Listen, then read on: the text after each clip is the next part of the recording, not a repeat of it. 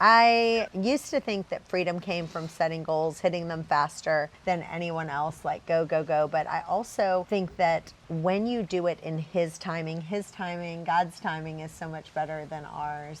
What we don't realize is that sometimes when we're getting our roots down deep, just like a tree, you actually only build roots when things are dark and quiet. You know, it's funny you're saying that, because I think when we go in that downward time, we think it's like something bad that's happening, but ultimately it's something good. It's almost divine. It was supposed to happen, and we think that it's like something we did or something that went wrong, but it was actually part of the purpose that was going to be developed, and it had to happen. The only way to build roots is when it's dark, lonely, quiet, right? It's like that's the only way you build them. None of us like it there. You don't like to be dark, lonely, and quiet, but that's where the roots go deep. You know, sometimes the waiting is in the work. You want the product, you want the highlight reel before you've gone into the hiding season. And, you know, that's ultimately a lot of times where people do it wrong. They're waiting for that other highlight reel. I know one of our investors had this flip. It was in an area that we were going through a big drought. Actually, one of the trees, they had one of these big trees, it actually broke through to try to get water. It actually ruined all the plumbing. I remember because the root of the tree went to go get water because it needed water so bad it actually messed up the plumbing. Oh, wow. If we all had that kind of tenacity in the dark spot to just fight for the water, to fight for getting feed, fighting for the nourishment that we needed to grow, I mean, imagine what we would accomplish. We were just talking the other day that